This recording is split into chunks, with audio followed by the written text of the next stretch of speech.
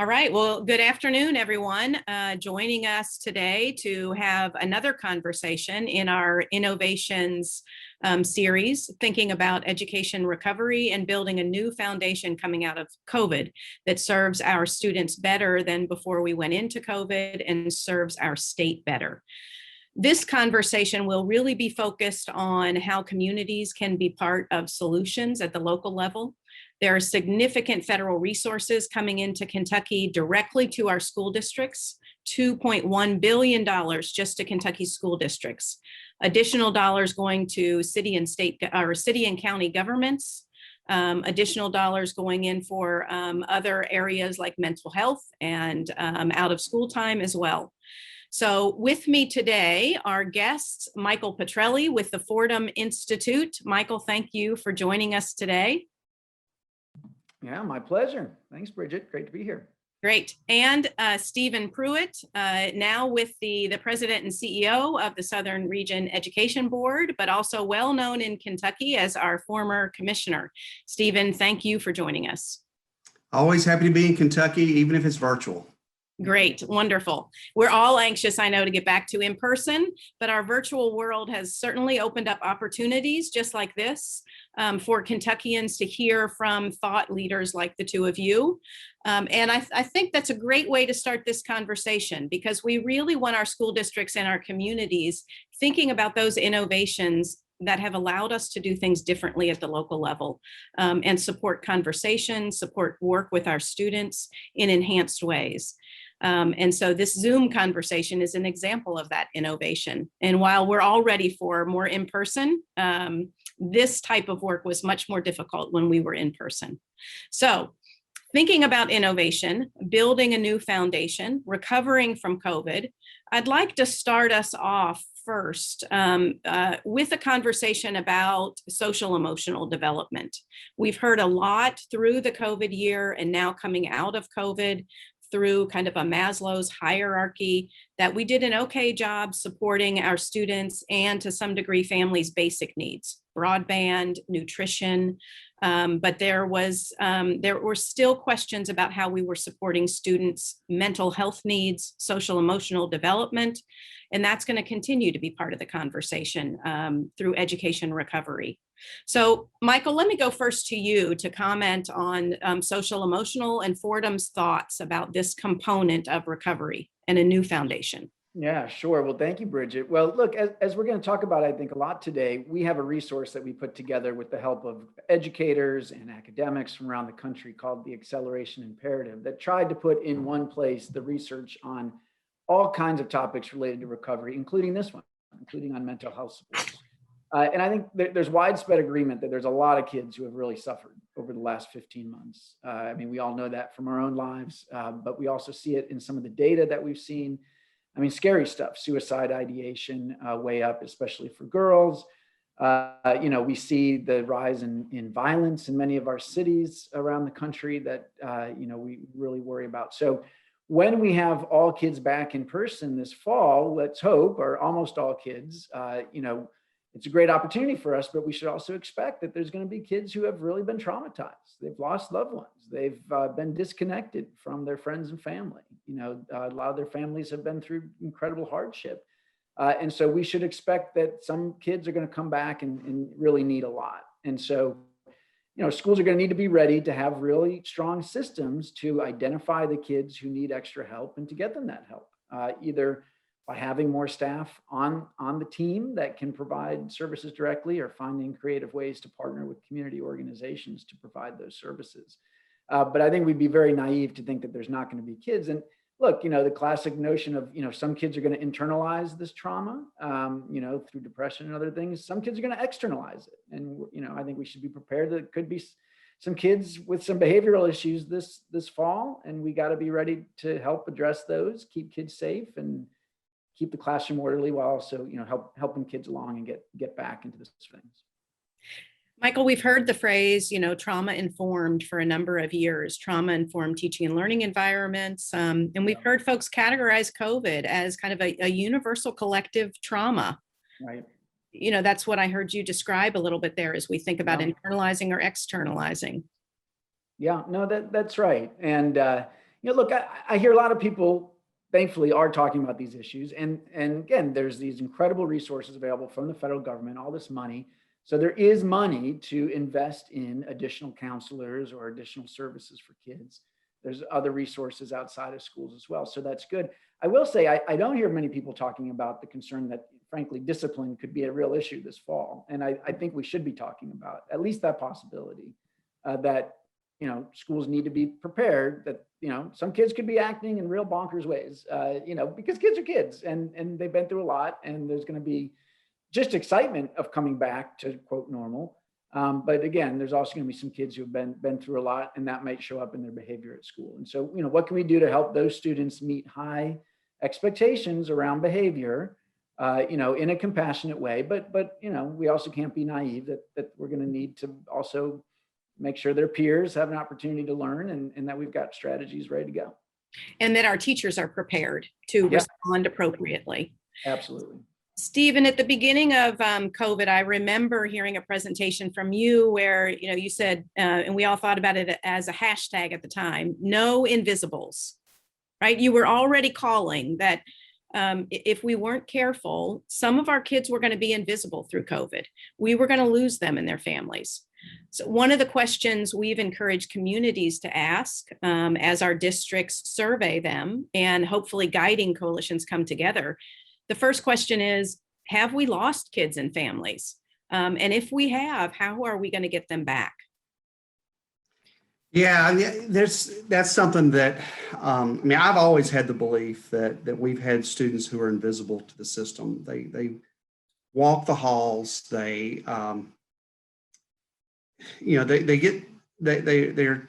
said hello to by a few adults, but by and large, they are, or at least in their mind, invisible to the system.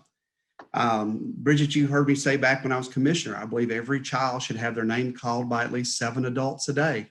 That they need to know that there are people there that care about them and they're there for their well-being. Well, COVID has exacerbated everything. We are justifiably concerned about unfinished learning and certainly in social emotional welfare. But we've always had that. What this has done is heightened it and expanded it and allows us to hopefully refocus and really invest in an appropriate way to support these students. One of the things that we're seeing in the schools that we work in, and frankly, I'm seeing personally, my wife, became a physics teacher after 28 years of being a pharmacist when we moved back to Georgia. My son just finished his first year of high school biology. Both of them had students most of the year, but one thing they didn't have from a lot of students is engagement. It was very difficult to get them re-engaged in a face-to-face manner.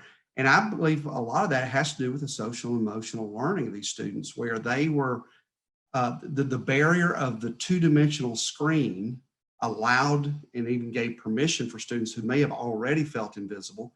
Mm-hmm. But it also gave permission to those who maybe didn't feel that way before, but I could turn my camera off and I could be sort of invisible. Mm-hmm. So I think part of what we've got to do is prepare our teachers to really know the best practices, the research practices that are available, which obviously a lot of research kind of got blown up because COVID created such a big problem, but that they feel prepared. And I'd be remiss at this point to say, if I didn't say, while our focus certainly should be on our students, we also got to recognize that our teachers had a lot of trauma.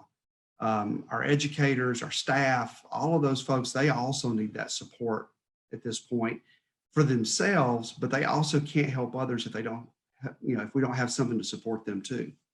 Yeah, they've got to put the oxygen mask on, right? That's exactly the analogy I was thinking of.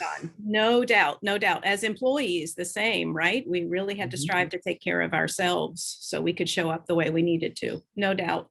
Stephen, go ahead. Oh, I was just going to say on the mental health supports, something I learned recently that I didn't know about was that in a number of states, including Kentucky, that Medicaid funds are available for mental health services, and not just for students on IEPs, but for all students. So I'll send another link to something that we published about that, but that's a great opportunity. So again, there's there's resources available here, especially in Terrific.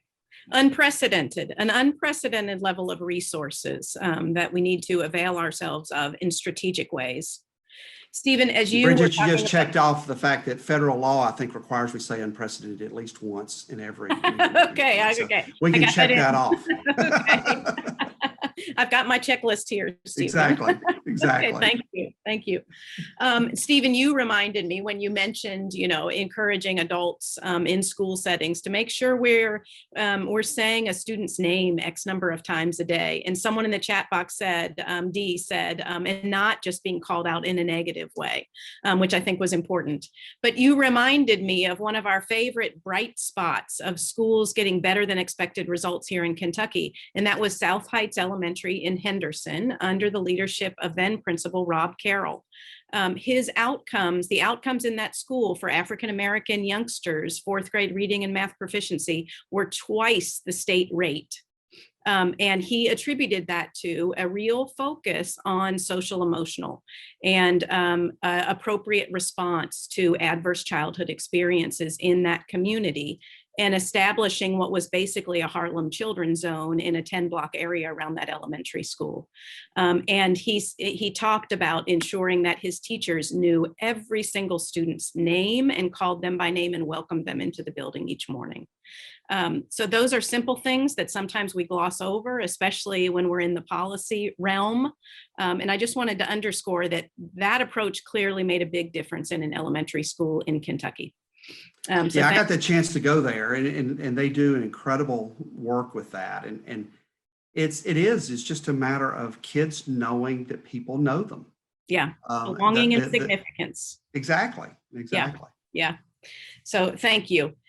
So then as we think about that South Heights example, so Rob's approach as principal was a grounding in social emotional development for better academic outcomes. So I want to move us now to those better academic outcomes that we all need to see. And I've been saying here kind of locally in the state that 20 years from now, no one's going to say, oh, that was the COVID generation. We need to give them a pass. Economic development, workforce, internationally, nobody's going to say we need to give that group of our citizens a pass. So we still have to focus on making sure this generation of students is getting what they need to be successful. And the first way we do that from a Pritchard Committee standpoint is by knowing the impact of COVID on teaching and learning and on our students' outcomes. So Michael, you all at Fordham had a brief on accountability and testing. Can you talk a little bit about your view on accountability and testing, state level, but also at the local level, and how local communities can and should use those results for planning? Sure, absolutely, Bridget. Well, look, we are definitely big advocates of the importance of assessing kids regularly. This has been the big revolution in education in the last 20 years. And while it can be overdone, and we know that there are places where there's just way too much testing going on, I see it as a parent.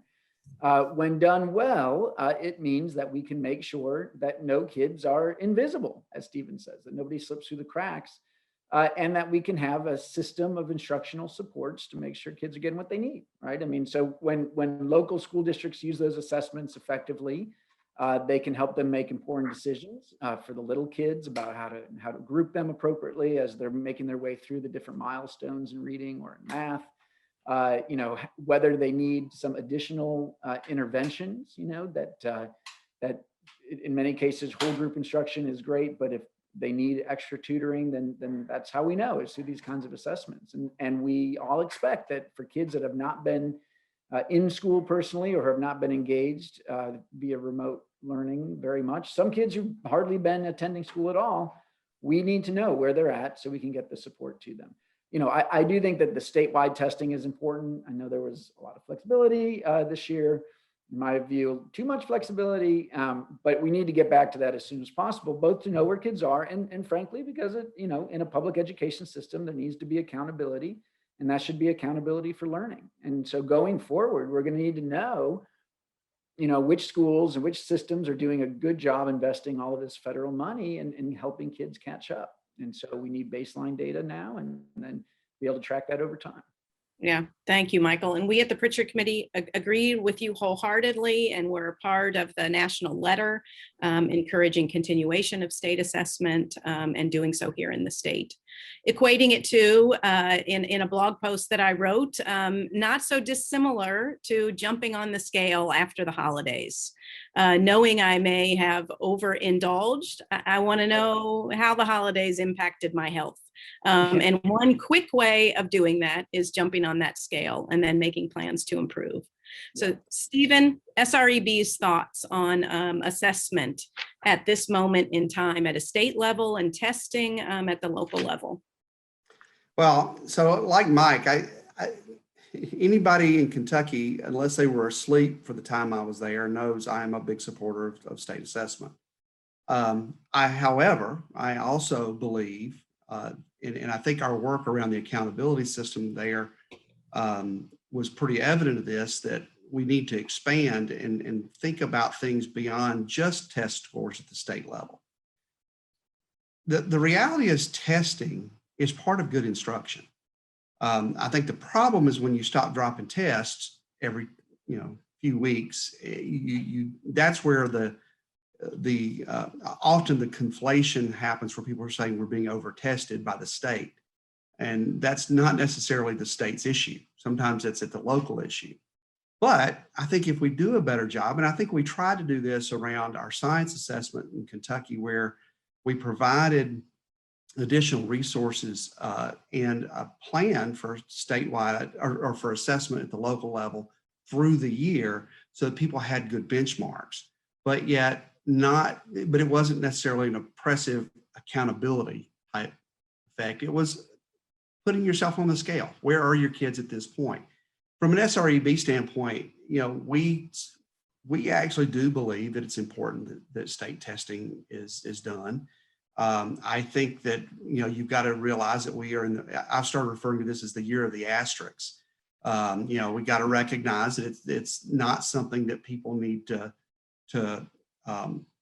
in some way think about it in terms of accountability, but we do need to know where these kids are. We do need to know what we need to do to help them.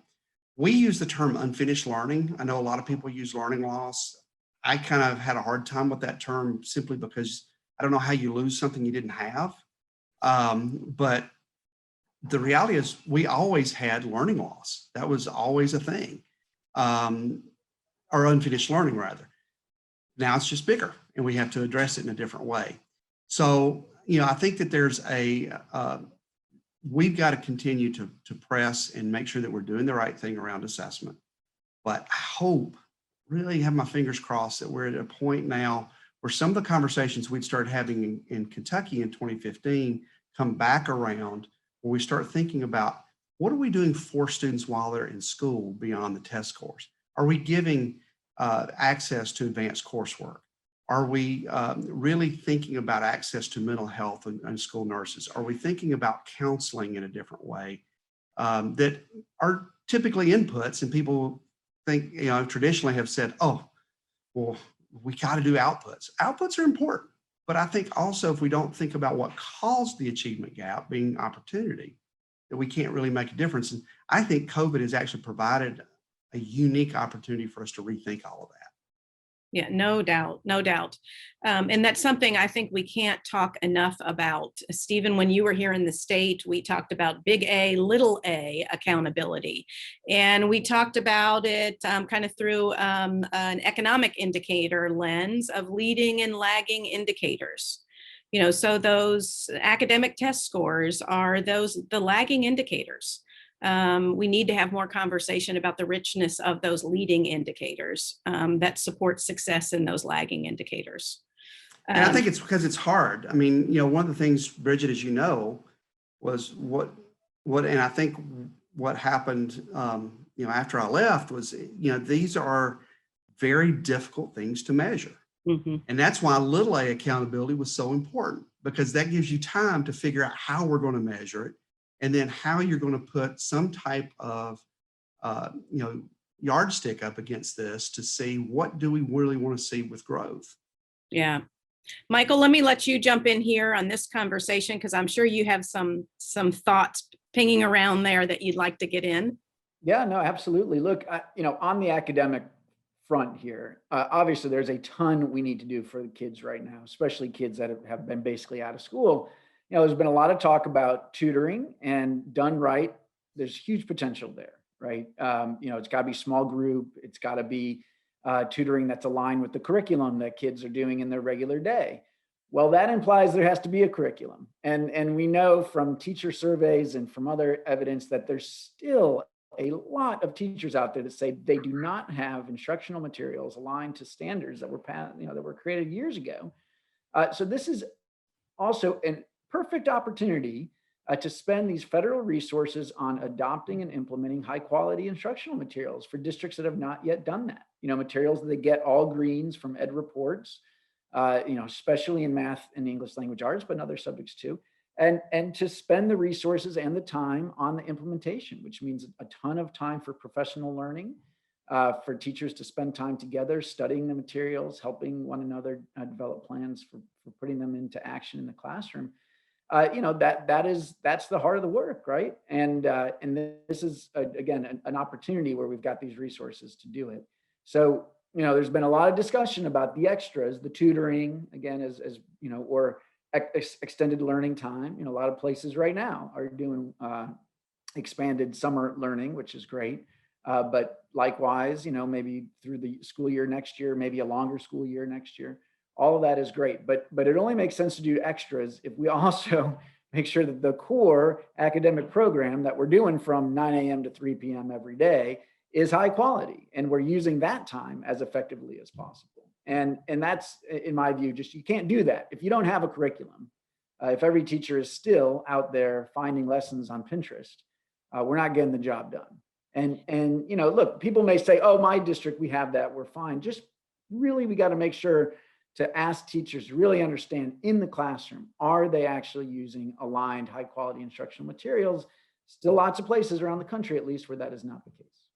So, Michael, I think, as we think through the lens of equipping Kentuckians at the local level to ask these questions, I'd like to ask you, I think you framed the question right then, but even I'm going to ask you to kind of rephrase that question. If I'm a local community member, I had an unprecedented, check that box again, lens on the classroom in this last year, right? If I'm a parent. What questions do I ask locally of my local leadership about this curriculum and instructional materials issue? Yeah, no, look, I think first and foremost is just to ask them, hey, what curriculum are we using for English language arts and for math? Is it the same one for every grade level, at least in elementary school and middle school, or, is it all the way through K to 12? I mean, that should be an easy answer, an easy question to answer. If it's not, that's a big red flag. And then, to what degree does the district have mechanisms to make sure those materials are the ones used in the classrooms? Are there other supplemental materials that are getting used? That's what I would be asking. And it's true. I mean, look, I know as a parent, I certainly was getting to see it much more transparently as I was sitting next to my fourth grader this year and could see, him and he had the Eureka math books at home, or he had the other materials from different curricula. So there is more insight, but our system's not great at sharing that kind of information with parents. And look, and then parents can go to edreports.org, which is a great site where they have experts go through, look at these materials, make sure they're aligned to the standards and that they're high quality. And if they're not, then there's a lot of questions. Maybe there's a reasonable there's some reason that they used something else, but to ask those questions. I mean, this is the heart of it, right? This is the heart of what kids do all day, is based on the curriculum and instructional materials that schools are using. So parents have a right to know about it. And the research is clear and supports those high quality instructional materials, rigorous, relevant, high quality, supports learning, supports closing those persistent gaps in learning that we see. Yeah, absolutely. I mean, this is where we try, where the education system tries to take evidence and research built up about cognitive science, the science of learning, everything else, tie it together with the standards, put it in place, right? And this is a big change. I mean, it wasn't that long ago that we did expect teachers to go into their own classrooms and close the door and kind of wing it. on their own. And some great teachers remarkably were able to do that really well. But a first year teacher or other, I mean, it, so we now have, I think, a much more grown up approach to say, hey, let's try to take the wisdom of all the teachers around the country, or all of these academics who are studying how kids learn how to read, or kids learn early mathematics, and put it into instructional materials that work. And there are some that are very good, and there are still some, unfortunately, on the market that are very bad and that are not aligned to the science. And so this stuff matters. Great. Michael, thank you. That's an important note, I think, for our community members at the local level to really ask about now as part of recovery, but also building that stronger foundation, as you've mentioned. So I want to move us, Stephen, to the to SREB's recovery planning guide. There being 3 phases to that recovery planning guide, directed primarily at small P policymakers at the local level in districts, but also inclusive of how communities can be part of these phases and part of this planning. So will you share the phases, where we are now, and how communities can be part of that work? Oh, you're on mute. I guess everybody's got to do that at least once in every, Right. so that's the other check mark. Yeah. I actually got to speak in my first in-person conference the other day, and I got to do my first keynote like in person. So I got up and I pretended I was on mute for the first few seconds just to make everybody feel better that they're transitioning back in.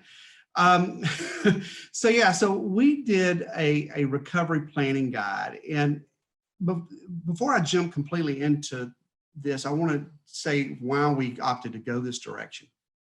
We were seeing, so the way SREB is set up, we work as a focus with our 16 states. We are what's called an interstate compact, which means that we are all the 16 governors sit on our board, as well as 4 additional people. And so our focus is really on working with our 16 states. But there are 4 regional compacts, and we are the only one that does K-12 as well as post-secondary. Our 3 other collegial organizations just do post-secondary. So what that does is that allows us to actually do work outside of the South. So we are in about 30 states. And so we were both experiencing through our leadership and instructional coaches on the ground, and reading what was going on, and my interactions with our commissioner of educations from across the South, that everybody's being told what they should do. You should buy this, you should buy that, you should, go to one-to-one technology, do this, do. And so I didn't want to get us into that place of telling people what they should do. Having lived through the Great Recession and the funding that came after the Great Recession, I was at the Georgia Department of Education at the time. And when you all of a sudden have all this money, it's sort of like when I was a kid and my grandparents had a dime store that they loved to take us to, and they'd give us $1 and they'd say, make sure that you keep some of that. Well, none of that was coming home. I was going to buy just junk, even if it was 3 pounds of Tootsie Rolls. I was going to just buy stuff. And unfortunately, I think that happens often when you have this type of windfall of funds, that you just want to buy it all. And what we saw with the Great Recession was there was a lot of buying, and there was a financial cliff that eventually came. So when we were thinking, how can we best support our states? What we decided was, let's give states something to think about and a process to follow that includes things that give them perspective about thinking long-term and not just dealing with a Band-Aid. Mike's absolutely right. If we don't have core instructional programs, we're not going to ever deal with the unfinished learning. Summer school, all that's fine, but we also know that a lot of that tends to be short-term benefit versus long-term. So we wanted to kind of take this perspective of what it would be like to really invest in our teachers and our systems to be able to do a better job. So we kind of divided this up into 3 phases. The first phase was, what are your immediate needs? Take a look at your data, take a look at what's happening in your school, build a team that includes community members, that brings them to the table to really Think about what your immediate needs are. The second phase is around systemic improvement. You've got to make sure that what you're doing now is not just a Band-Aid. How do you actually do something that's going to have a long-term impact? And then finally, how do you monitor progress and effectiveness of interventions? So you can't just throw all this money at it. You've got to have feedback loops to help you think about, is what we're doing even working or not? So I'll give you two quick examples. One is everybody talking about going to one-to-one. Well, my good friend David Couch at KDE used to have a term that I've adopted and pretended it was mine in places outside of Kentucky, and that was the total cost of ownership. And what he meant by that was, if you say, I'm going to go buy 500 iPads so that I can be one-to-one technology, that's great. But if you don't also think about that long-term and how you're going to invest in the storage of the iPads, the maintaining of the iPads, and the training of teachers on how to use the iPads, you've basically bought 500 paperweights. The other part of this is, this is a good example of, everybody used to say the thank God for Mississippi thing, right? Well, Mississippi leads the country in fourth grade reading. Well, why is that? Because back as early as 2008, there was a commitment made that they were going to improve literacy over this long haul. And as time passed, we saw where it didn't matter who the governor was, who the legislature was, who the chief state school officer was, there was this commitment. Reminds me a lot of another state that maybe had some significant legislation back in the 90s. Indeed. Era. Yes. That saw Kentucky move from the very bottom of the barrel, yes. Right. up. And it was because there was this continued focus and strategic focus on sustainability. These funds are great to have, but if we don't have a first thought on strategy and how to make sure it's sustainable, we're going to have some answers that we've got to make to Congress and to others, and most importantly, to our communities. Right. So, Stephen, I want to stop you there, because I think that point is so important, that our communities with our school districts at the center need to have a clear plan based on that baseline data, pre-COVID, post-COVID kind of baseline data, on what they want to improve, what they want to strengthen, and then they don't even have to marshal the resources, but dedicate the resources to working that plan and evaluating it. Oh, absolutely. Kind of fair encapsulation of what you said. And so what we've really pushed for is Pritchard Committee members, those involved in our work, watching this at the community level, to really ask those questions and ask for something along the lines of guiding coalitions to be established, not just in the planning phase, but over the course of the next few years as we're evaluating and iterating on that plan. Yeah, that's absolutely right. I mean, if there are two big benefits when you have a guiding coalition type effort.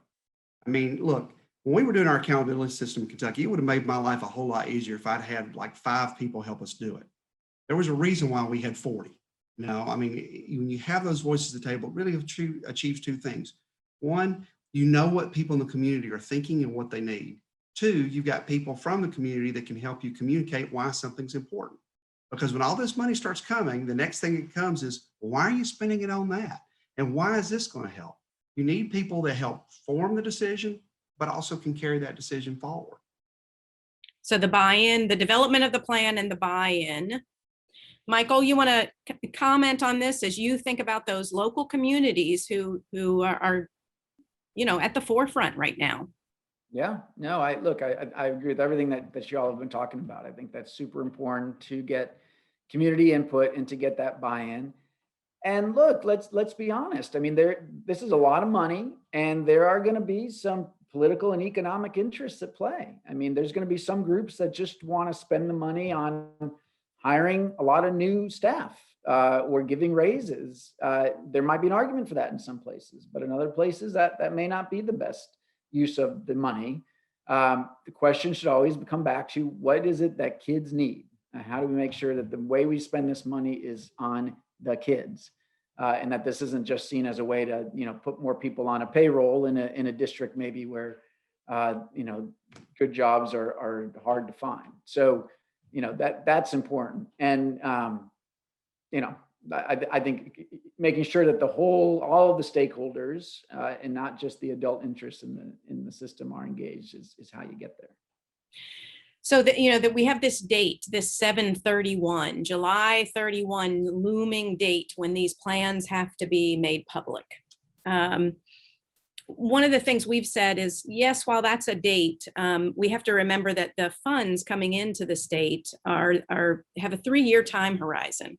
And so that initial plan is one piece. We've got evaluation and iterating on the plan with innovation and building a stronger foundation in mind. So can you each speak to kind of the importance of the date versus the plan and the long time horizon of this work? Michael, maybe I'll. But look, Mike, you wanna go?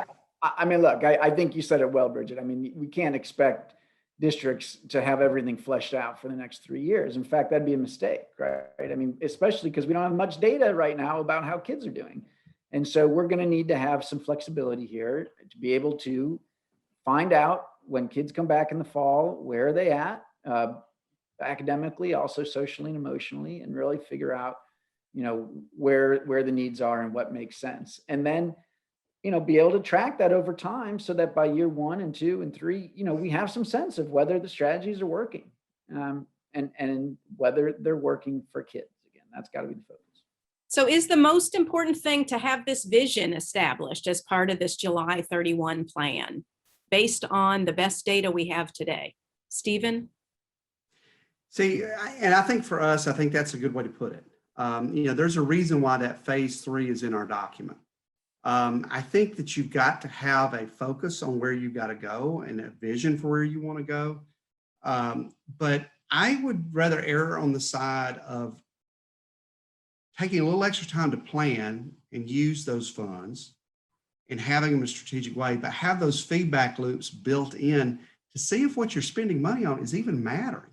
I mean, you can buy, you know, 1,000 acres, but if 1,000 acres is on top of Stone Mountain, you're not going to grow anything, you know? And so I think you got to think about what your intent is and then what you're buying, and then constantly see if it's working. And also that includes that feedback part. You know, Bridget, when I was there, you heard me a million times talk about the difference in stakeholders and shareholders. Mm-hmm, mm-hmm. And I think figuring out how to build shareholders into a common vision is the opportunity we have. And if we, but as part of that, why do you have an annual shareholder meeting? To tell people how the company's doing. So if you're going to do that, that means you've got to have those feedback loops to be able to say to your public, the things that we have pushed for, the things that we have paid for with all this money, our vision is working great, and here's the evidence. But we should also feel comfortable to be able to say, you know what, this isn't working quite like we hoped, and have the courage to make the change. You know, courage comes in a lot of ways. Courage to be patient, number one, which is something we're not really good in education. Also the courage to change when we need to. I want to go back to the point about through COVID, parents had a unique lens into the classroom, into the quality of instructional materials, their young person's experience. What will, and we, you know, what will be, if you're to look around the corner, what will be the pressure from, I think, communities becoming ever more discerning about education that leaders locally really need to be aware of as they're starting to make these plans? It's a very interesting time in education nationally. We went through kind of the first phase, arguably, of reform, and I think we're teetering on what that real next national phase looks like. It looked different in every state over the last few decades, but I think we're all wrestling with what does the next giant leap look like? And now we have folks, I think, ever more interested as consumers.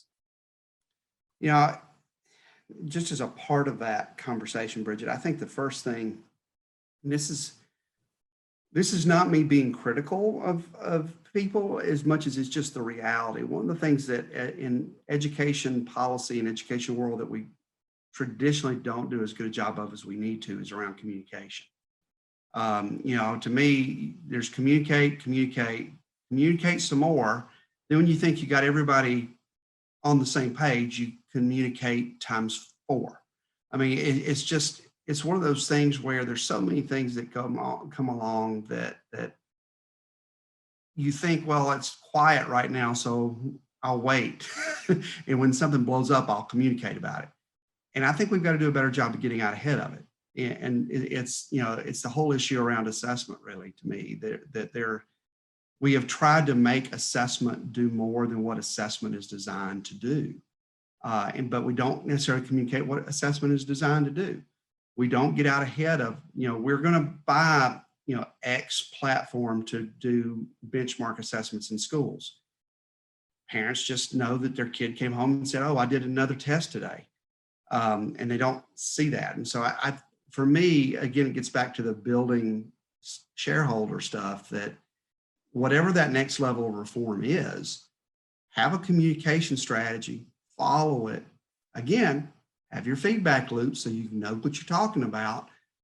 Because if as long as you talk in your own little bubble, you're always going to be successful. But we all know that bubble bursts at some point. Stephen, thank you. Michael? Yeah, well said, Stephen. Look, I think that what's always been true will remain true, which is that most parents are focused on their own kids, right? They're going to see this as how their own kids are doing. One of the great disappointments that I've had, and I think many reformers have had in the last 10 years, is that we thought that when we moved to higher standards and frankly to tougher tests, we started telling parents the truth that their kids were not on grade level, that they were not on track for college and career readiness, which unfortunately is the case for at least half the kids, if not more, that we would see parents kind of spring into action, maybe be angry about that at first and demand change. We haven't seen a whole lot of that. We see instead, parents saying, well, it's just a test score. And my teachers are saying that Johnny's still basically doing okay. We have a moment now where maybe there's an opportunity because parents are open to the idea that their kids are behind, that we've seen that in surveys. Parents themselves will say, yeah, I think my kid fell behind because the schools were closed. So maybe they're at least open to hearing that their kid does need additional support, that they are not where they need to be, that they need to get back on track, and that there needs to be something to happen to make, what's going to happen to get my kid back on track. And that we might maybe see a little more activation. Now, the frustration is parents might go to the school and say, okay, so what are you going to do to help Johnny get on grade level in reading and math? And the schools are going to need a good answer, right? And so that's the next step. Are they going to be able to say, well, we've got a great curriculum and we're going to, keep working with them during the school day, and there's going to be opportunities for extra tutoring if that's what he needs. Great, but they need to have an answer to that. So I do think we have that opportunity, but it's only for a moment, because I do think as parents, we want to believe we're doing a good job as parents. We want to believe that our kids are doing okay. We've just seen it's really hard to hear that our kids are not on track, and so we got this moment. We could really make the best of it. That's great, Michael. Thank you. It's really back to that local vision and kind of operationalizing that local vision, evaluating it, investing in it, buy-in, feedback. So I want to pivot now to Michael. You all had a report on the acceleration imperative, and I want to talk about that also along the lines of kind of the innovations maybe that we've seen through COVID that we know we need to build into the post-COVID education system that's going to serve us better. So what does it look like to really move out of COVID on the inside front of the track? Yeah. Well, so first of all, on the notion of acceleration, there's been a lot of talk about this. There's actually a great article up at EdWeek right now about this notion. There seems to be a growing consensus that when you're thinking about kids who are behind or who have unfinished learning, old-fashioned remediation often is not the best option. In other words, just going backwards and trying to sort of, fill in those gaps. And the problem is, too often we go backwards and we never bring the kids forward, right? You can end up in this loop where you're just spending too much time with that child doing below grade level content. And the way that kids make progress is by challenging them to do grade level content or above. Now, of course, if there's a kid who has basically missed a year of school, they're going to need a lot of help to do grade level content. And so that's the art and science, is how to maybe fill some of those gaps just in time, how to scaffold the supports, but to try to keep things moving forward the best we can. And the best instructional materials have tried to design all of that into their materials and provide support for teachers on how to do that. I do think there are some innovations that are going to stick. There are some that should go away, right? I wrote about this the other day. I think somebody posted this in the chat that, and I think you called it the dustbin, right? What needs to go to the come on. Yeah, I mean, asynchronous learning days. In my house, I could tell you what that was. That was the kids had the day off of school. So let's not do that. We need kids spending as much time as possible learning. But I do think teachers are much more comfortable now with technology than they were 15 months ago.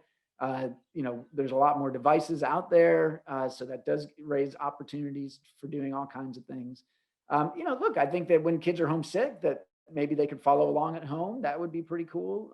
Even when teachers have a sick kid at home and they have to take the day off, they could be teaching from home if they wanted to. That could be something, we could change the way substitute teaching works. There's a lot of opportunities. And really, for teachers to get to see each other teaching, that was one of the great things of this experience, right? That because of the videos, because of the remote learning, you could start to really, you didn't have to actually spend time in your colleague's classroom. You could just watch after the fact and share ideas with each other. So there's lots of opportunities here for sure. Stephen, how about you? What are you seeing through SREB's lens, innovation on the horizon that we should capitalize on?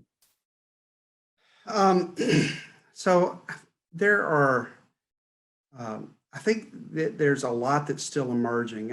I want to just put an exclamation point on something that Mike just said too, that, the traditional way we've thought about remediation simply doesn't work. I mean, it's not exactly how he said it, but for most of our kids, it's a short-term fix at best. If it was better, then we'd see shrinking achievement gaps as opposed to growing.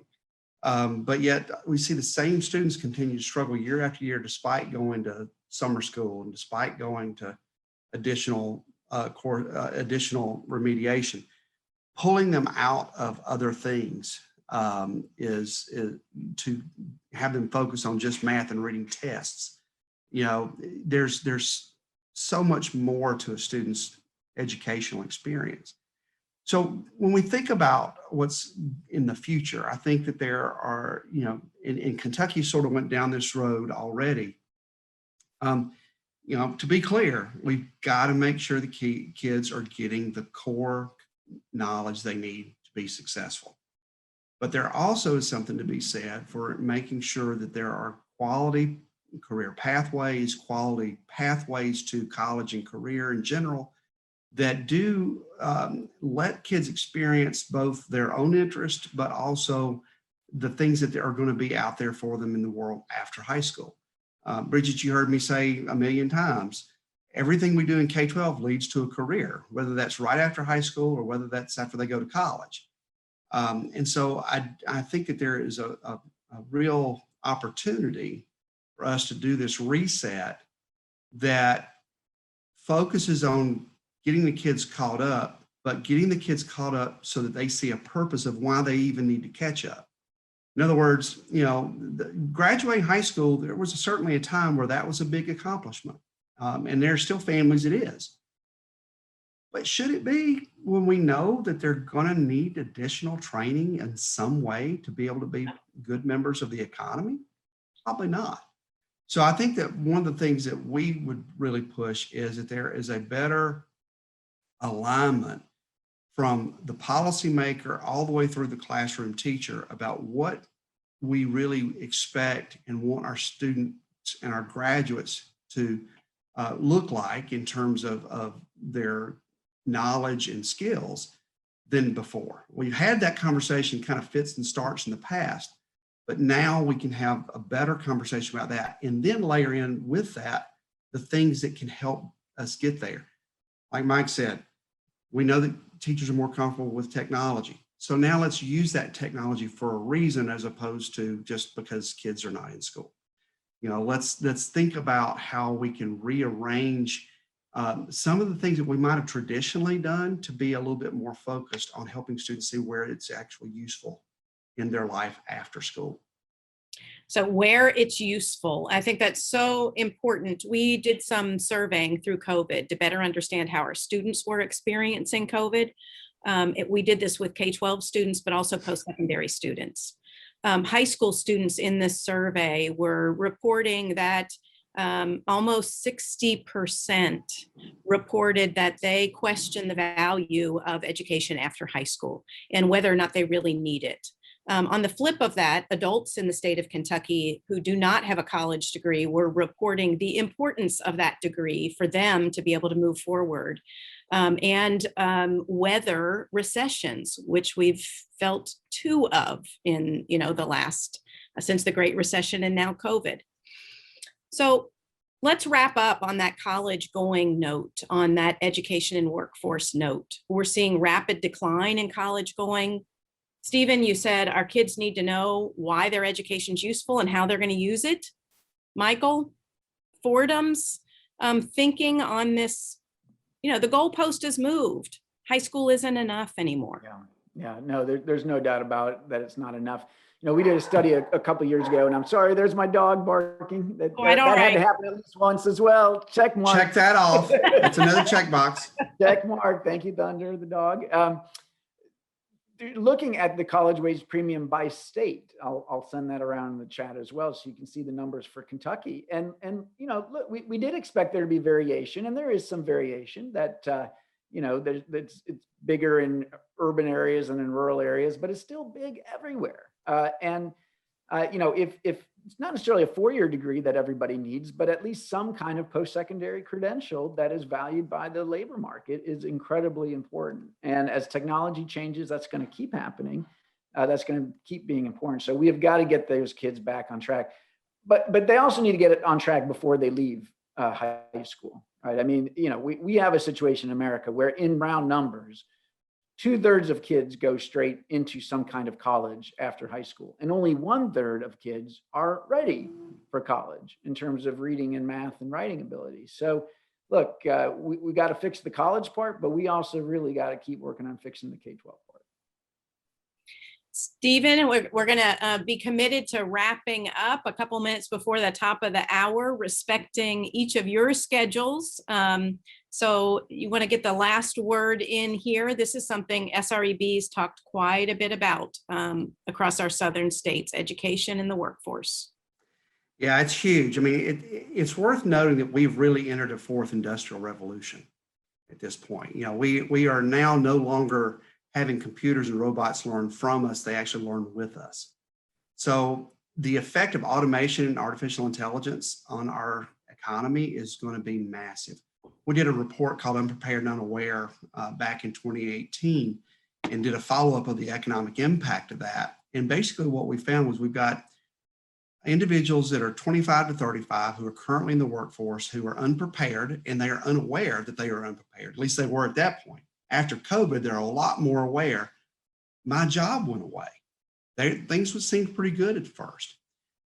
If there's not a serious change in how we upskill existing workforce and change how we do K-12, we're going to see a massive change in the employability of individuals in the South.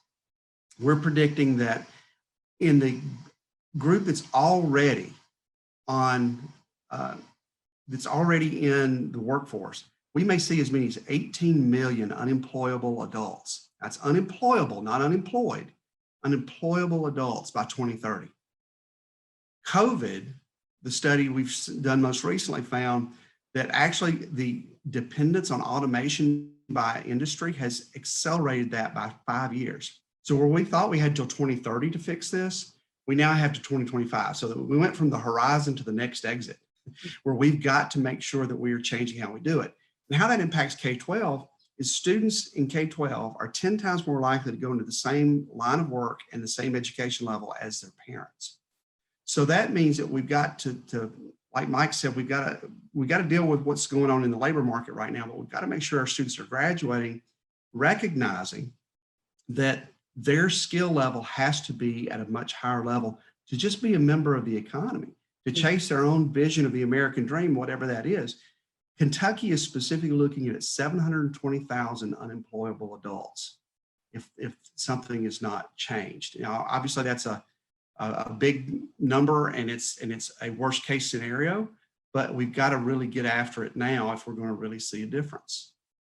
Stephen, thank you, especially for those numbers for Kentucky. Kentucky still ranks, for all those listening today and who will listen to this on YouTube, Kentucky still ranks and has stagnated 4th and 5th from the bottom of the nation in poverty, regardless of our progress in education.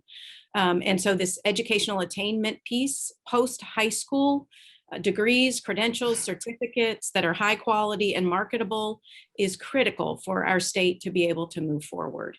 And so all of you, again, listening on YouTube later, start asking these questions locally of your local leaders and ensure that the vision is there for our future and that the plans are there and that the plans are not stagnant. They are living plans that are adjusted as necessary, that are evaluated for outcomes, and that the community is at the table for feedback and buy-in. So I want to take this moment just to thank Michael Petrelli with the Fordham Institute and Stephen Pruitt with the Southern Region Education Board for joining us for this conversation and all the many, many resources that you shared in the chat that we'll be sure to gather and get out to folks as well. Thank you both for joining us and for the work that you both do. Thank you for having us. Thank you, Bridget. Appreciate it. Have a great afternoon, everyone. Thank you.